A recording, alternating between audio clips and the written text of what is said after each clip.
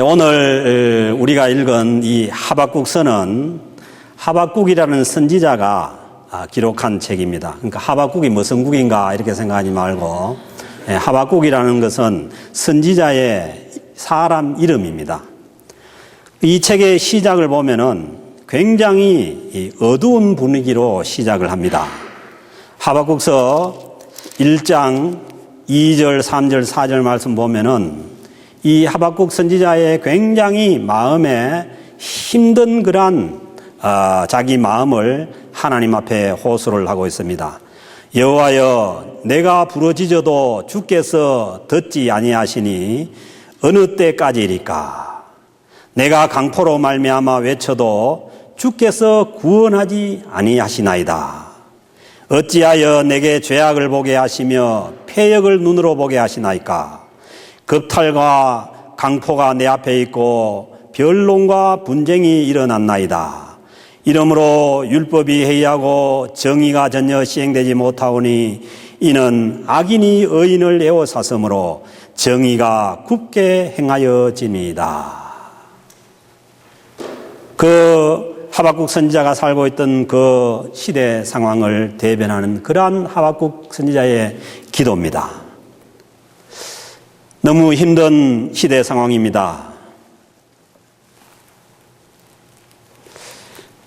설교를 가볍게 시작해야 되는데 이렇게 무겁게 시작해서 또 여러분들 마음도 무거워질까 우려가 됩니다. 그러나 우리가 다행인 것은 이 하박국서의 마지막 부분을 보면은 이 하박국 선지자의 심령이 회복되어서 정말 하나님 앞에 가벼운 그러한 심령이 됩니다.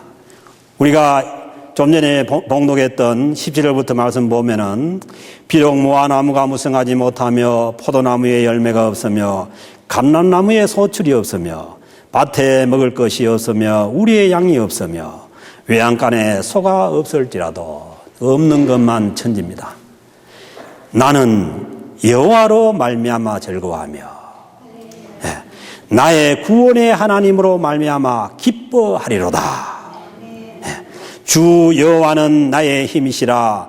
나의 발을 사슴과 같게 하사 나를 나의 높은 곳으로 다니게 하시리로다. 사슴의 발이 얼마나 가볍게 뜹니까?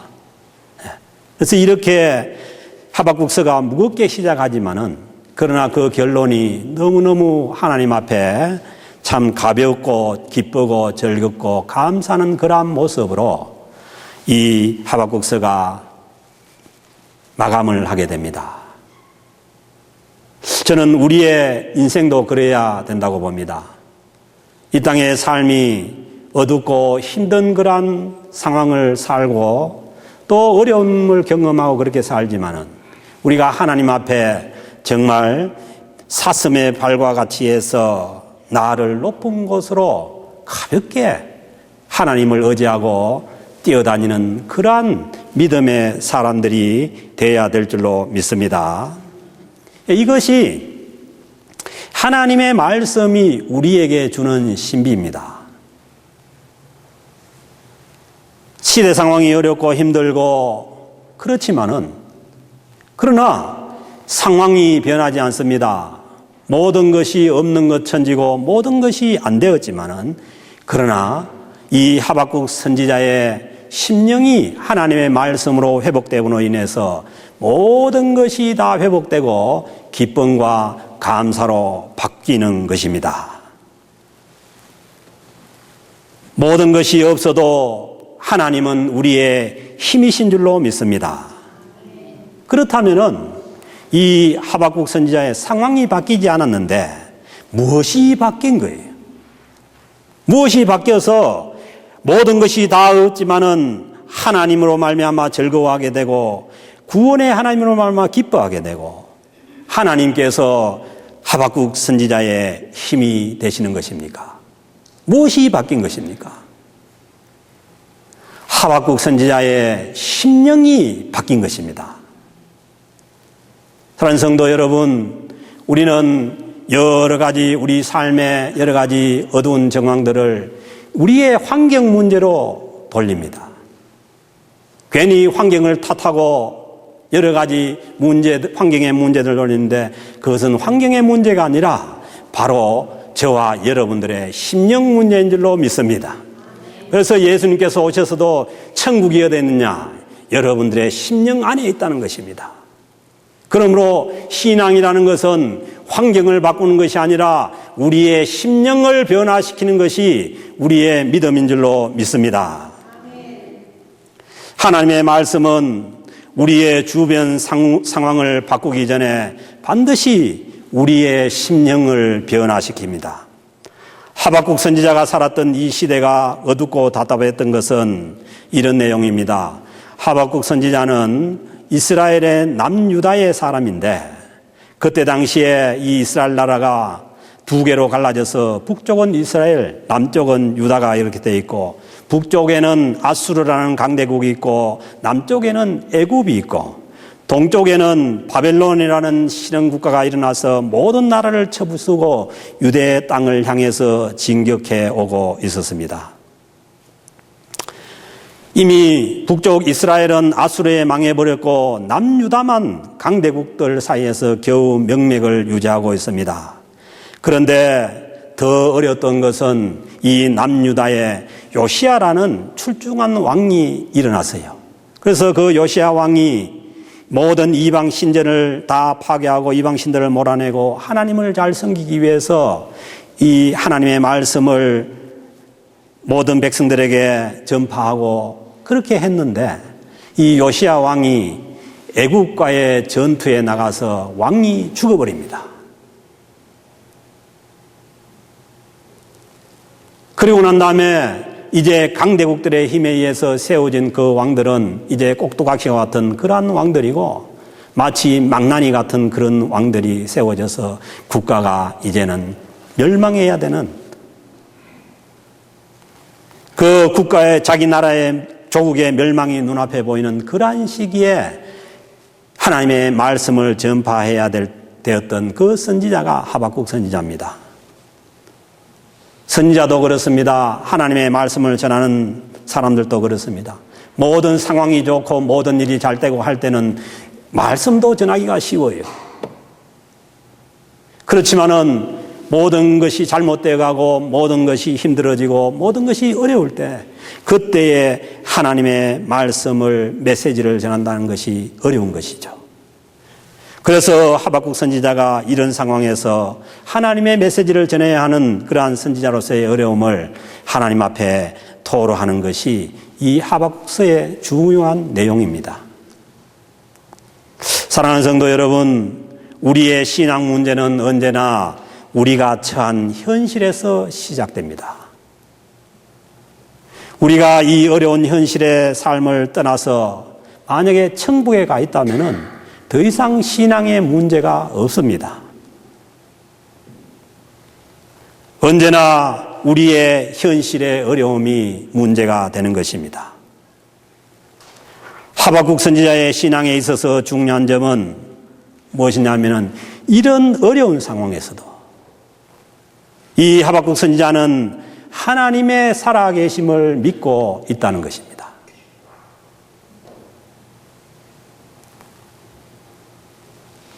하나님의 살아계심을 믿지 못한다면은 이런 상황이 벌어지면은 어디 가서 술이나 마시든지 아니면은 이것저것 다 치워버리고 어디 방랑을 하든지 산속으로 들어가든지 그렇게 할 것인데, 그러나 이 하박국 선지자는 이 어려운 현실 가운데서도 하나님께서 살아계시기에 자기가 당한 이 현실의 문제를 가지고 하나님께로 나아가는 것입니다. 그렇습니다. 신앙인들은 결코 자기의 현실을 무시하지 않습니다. 그렇다고 해서 자기의 현실을 초월하지도 않습니다.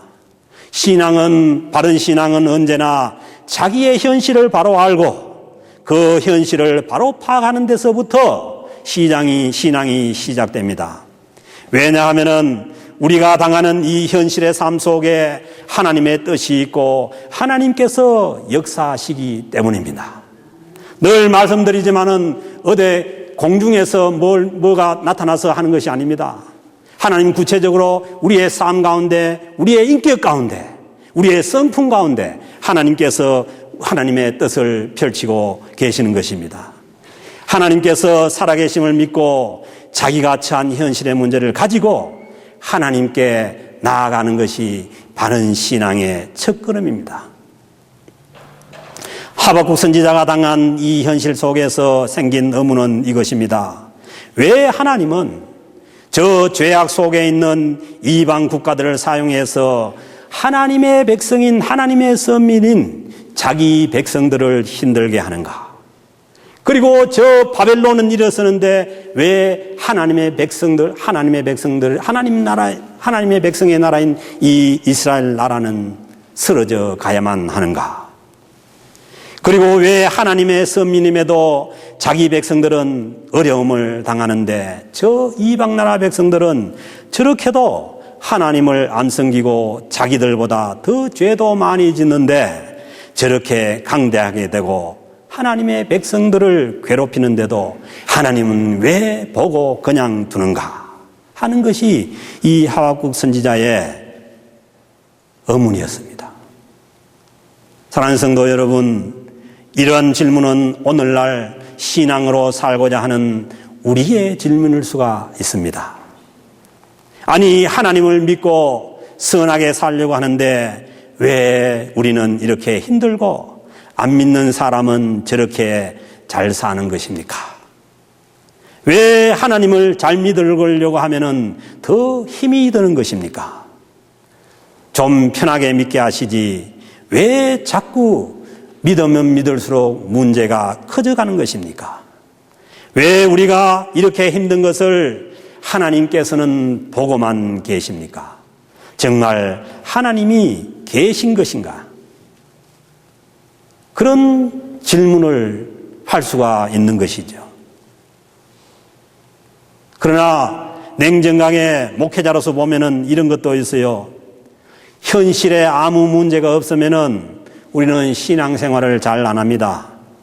그냥 교회는 아무 생각 없이 왔다 갔다 하고 신앙생활을 잘 해야 되겠다고 생각할 때는 이미 내 현실의 삶에 문제가 시작되었을 때입니다. 현실에 아무 문제가 없으면 하나님께 질문도 안 합니다. 문제가 있어 좀 힘들면은 그때서야 하나님께 왜 이렇게 힘드냐고 질문하게 되지요. 그러니까 그때 다른 사람들을 보면은 다른 사람은 힘든 것이 없어 보이고 나만 힘든 문제가 있는 것처럼 착각하게 되는 것입니다. 하박국 선지자가 이 1장 17절에서 이렇게 질문합니다. 이방 바벨론이라는 나라가 일어나 계속해서 여러 나라를 무자비하게 짓밟고 멸망시키는 것이 과연 옳은 것인가? 아니, 저 악한 자들이 당신의 백성들을 힘들고 해도 내버려 두는 것이 맞는 것입니까? 그렇게 질문을 합니다. 그리고 이런 질문을 해놓고는 하나님이 어떻게 대답하시는가를 기다립니다. 좋은 마음으로 기다리는 것이 아니라 하나님께서 하시는 일이 마음에 안 들어서 하나님이 어떻게 나오시나 그냥 보고 있습니다. 그러나 하나님의 응답은 이것입니다. 하나님은 먼저 하나님의 말씀은 반드시 이루어진다고 말씀하십니다. 그러므로 내가 주는 이 묵시를, 이 하나님의 말씀을 먼저 마음에 새겨서 달려가면서도 읽을 수 있게 하라. 달려가면서, 말을 타고 달려가면서 글을 읽는 것이 쉽습니까? 그러니 하나님의 말씀을 마음에 새기고 언제나 잊지 말아야 한다고 응답하십니다. 그리고 덧붙여 말씀하시기를 비록 더딜지라도 기다리라. 더딜지라도 기다리라는 것입니다. 그러므로 신앙은 기다리는 것입니다. 때가 되면은 하나님께서 이루십니다. 우리는 그 때를 믿고 기다리면 됩니다. 지체되지 않고 반드시 응하리라. 아무리 현실이 캄캄하고 아무리 현실이 부당하고 어려워도 하나님의 말씀은 반드시 이루어지고 비록 더디기는 하지만은 반드시 그 말씀이 응하게 된다고 먼저 말씀하십니다. 사랑하는 성도 여러분, 우리의 현실의 상황이 어렵고 힘들고 문제가 심각한 만큼 우리는 하나님의 말씀을 더 마음에 분명히 새겨야 합니다. 주님께서도 말씀하시기를 사람이 떡으로만 사는 것이 아니라 하나님의 말씀으로 산다는 것입니다. 모든 상황이 좋고 힘들지 않을 때는 우리는 떡으로만 사는 것처럼 보여요. 그러나 우리의 현실의 삶에 문제가 심각해지고 어려워지면 우리는 결코 떡으로만 살아갈 수가 없습니다. 그러기에 이 사실을 너무나 잘 아는 주님께서는 사람은 떡으로만 사는 것이 아니고 하나님의 말씀으로 산다고 말씀하시는 것이죠. 사랑하는 성도 여러분, 우리의 삶이 힘들면 힘들수록 정말 현실이 힘들고 어려우면 우리는 하나님의 말씀을 따라서 살게 되어 있습니다. 사랑하는 성도 여러분, 아무리 심각한 문제라도 하나님은 그 문제를 먼저 해결하시는 것이 아니라 하나님의 말씀을 줘서 우리의 심령을 먼저 변화시키십니다. 우리는 늘 환경을 먼저 변화시켜달라고 하지만은 그러나 하나님의 응답은 그것이 아니고 우리의 심령이 먼저 변화되는 것입니다.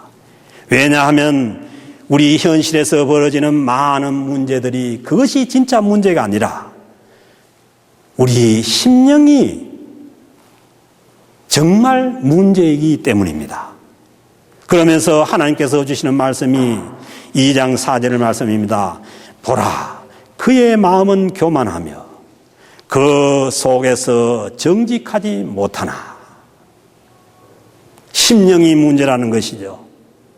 마음은 교만하고 정직하지 못하고 그러나 의인은 그의 믿음으로 산다는 것입니다.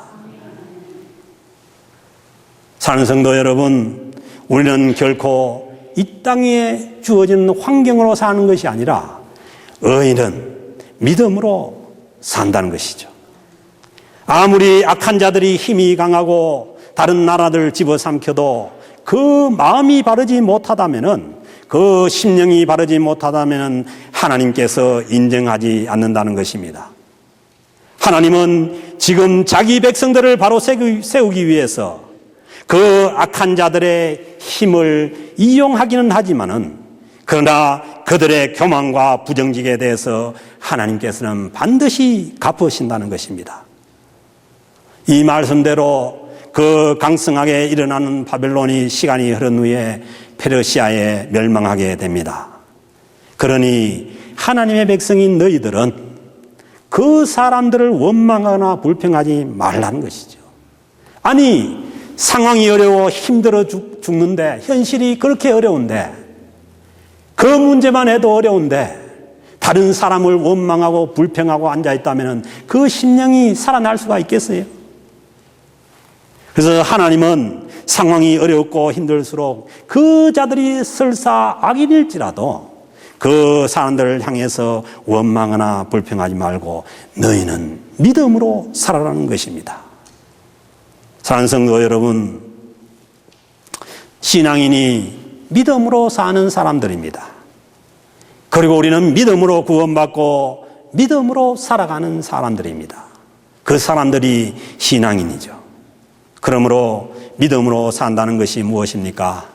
믿음으로 산다는 것은 먼저 현실을 직시해야 합니다.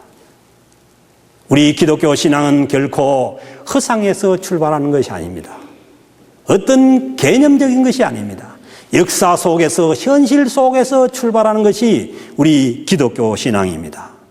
아브라함도 요셉도 다윗도 다니엘도 성경의 모든 인물이 자기의 현실의 삶 속에서 믿음을 배우고 믿음으로 살았습니다. 그러니 자기의 현실의 삶을 무시하고 믿음 생활을 한다는 것은 허상을 쫓는 것입니다. 믿음은 보기 좋은, 즐기기 좋은 그러한 낭만이 아닙니다. 믿음이라는 것은 현실의 문제투성이 속에서 그 속에서 하나님과 함께 하심을 믿고 그 문제 속에서 믿음을 지키고 싸우며 살아가는 사람들이 믿음으로 사는 사람들입니다. 둘째는 아직도 이루어지지 않았지만은 하나님의 약속과 말씀은 반드시 이루어질 거라고 믿는 사람들이 믿음으로 사는 삶입니다. 내 계획이 아닙니다. 하나님의 계획이 내 삶을 통해서 이루어짐을 충성스럽게 믿고 사는 사람들입니다. 내 계획을 내가 이루는 것이 아니고 내 인생을 통해서 살아계신 역사하시는 하나님의 계획이 이루어져 나간다는 것을 흔들리지 않고 믿고 사는 사람들이 믿음의 사람입니다.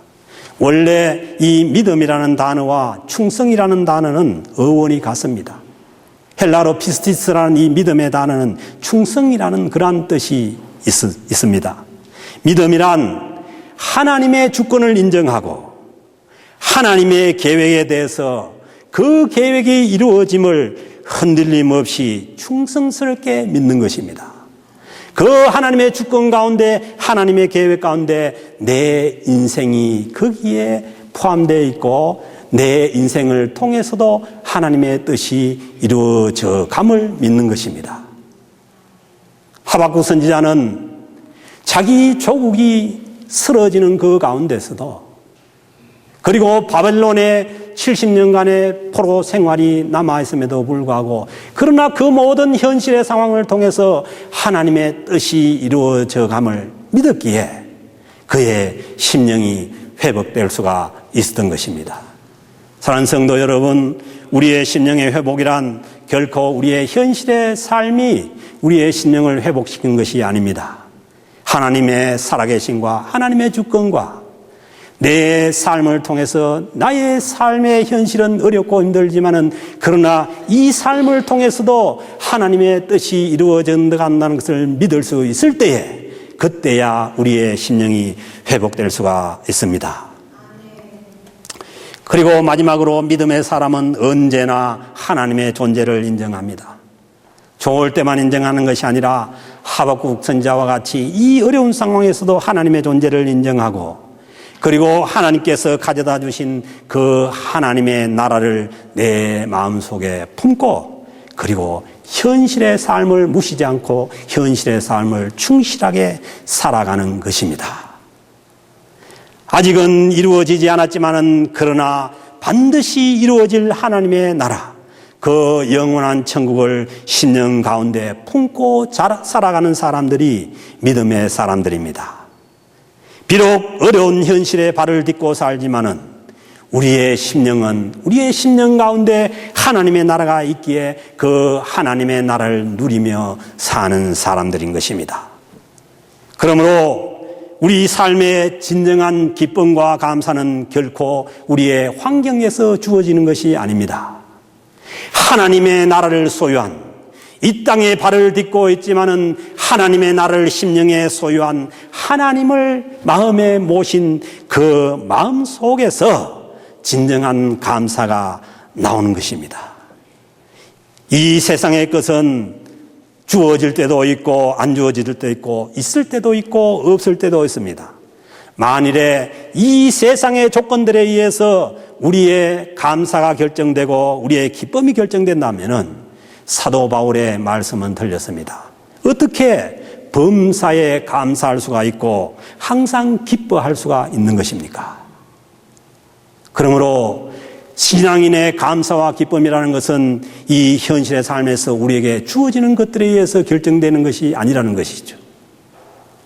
언제나 우리 심령 가운데 임재하시는 그 하나님의 나라에 의해서 우리는 범사에 감사할 수가 있고 항상 기뻐할 수가 있는 것입니다. 신앙인의 감사는 그냥 감사가 아닌 것이죠. 조건부 감사가 아닌 것이죠. 신앙인의 감사는 언제나 절대 감사고 범사에 감사하는 것입니다. 범사에 감사할 수 있는 것은 우리의 심령이 하나님께 속하여 있다는 증거입니다.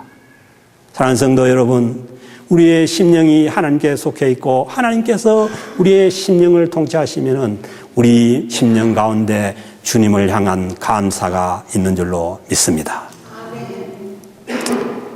우리가 잘 아는 닉 부이치치라는 그 호주 청년을 우리가 잘 알고 있습니다.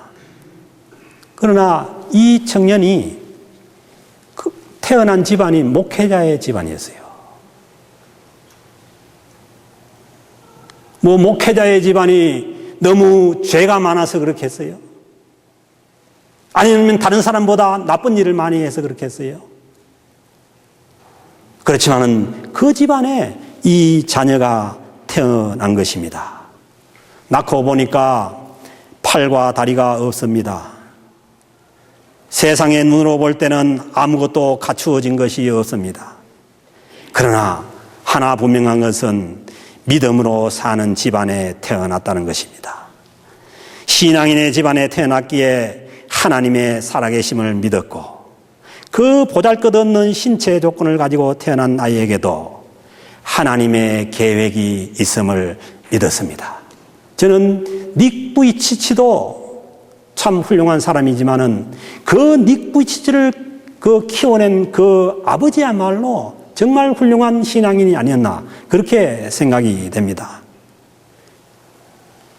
어떻게 그런 신체 조건을 가지고 태어난 아이에게도 거기에 하나님의 계획이 있음을 믿을 수가 있었겠어요? 그는 자기의 인생에 대해서 이렇게 고백합니다. 이것은 닉 부이치치가 나중에 고백하는 것인데 하나님의 창조물에는 결코 실수가 없다. 나는 팔다리가 없음을 감사합니다. 왜냐하면 팔다리가 없는 나에게도 하나님의 뜻이 있기 때문입니다. 그러면서 남들과 비교하지 말고 내가 가진 것에 감사하라고 권면합니다. 사랑하는 성도 여러분, 닉 부이치치의 하나님의 뜻이 있었다면은 저와 여러분들의 인생 가운데도 하나님의 뜻이 있는 줄로 믿습니다. 아무리 현실의 삶이 어렵고 주어지는 것이 없다고 하더라도 우리의 삶을 통해서 우리의 이 힘든 삶의 과정을 통해서 하나님의 주권과 하나님의 뜻이 이루어져 가고 있음을 믿어야 하는 줄로 믿습니다.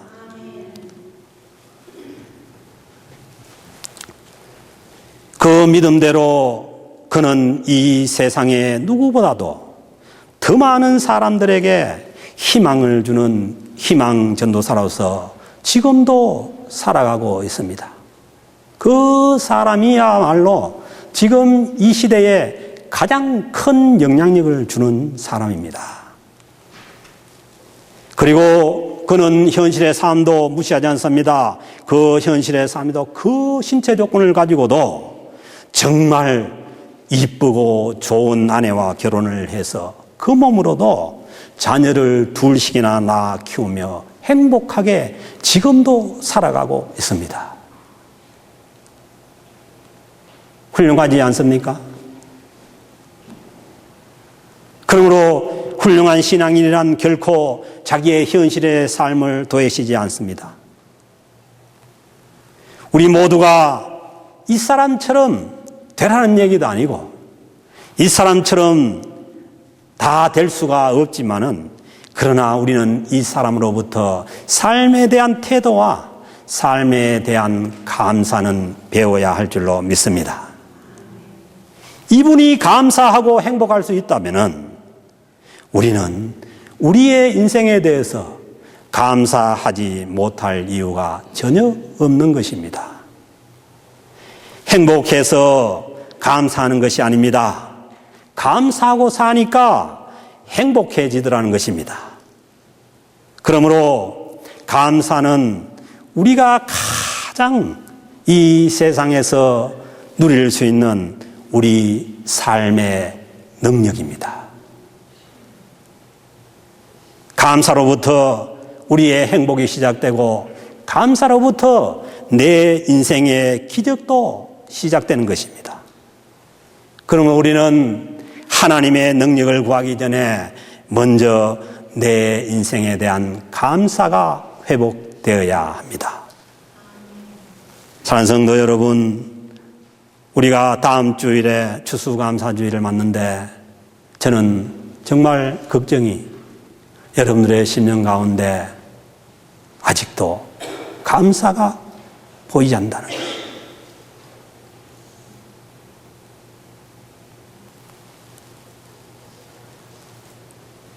먼저 우리는 하나님 앞에 다른 것을 구하기 전에 우리의 심령에 주님을 향한 감사가 회복되어야 될 줄로 믿습니다. 비록 무화나무가 무성하지 못하며 포도나무에 열매가 없으며 감람나무에 소출이 없으며 밭에 먹을 것이 없으며 우리의 양이 없으며 외양간에 소가 없을지라도 나는 여호와로 말미암아 즐거워하며 나의 구원의 하나님으로 말미암아 기뻐하리로다. 주 여호와는 나의 힘이시라. 나의 발을 사슴과 같게 하사 나를 나의 높은 곳으로 다니게 하시리로다. 이 하나님을 믿고 여러분들의 심령 가운데 감사를 회복하고 추수감사주의를 맞는 저와 여러분들의 심령이 될 수 있기를 주님의 이름으로 축복합니다.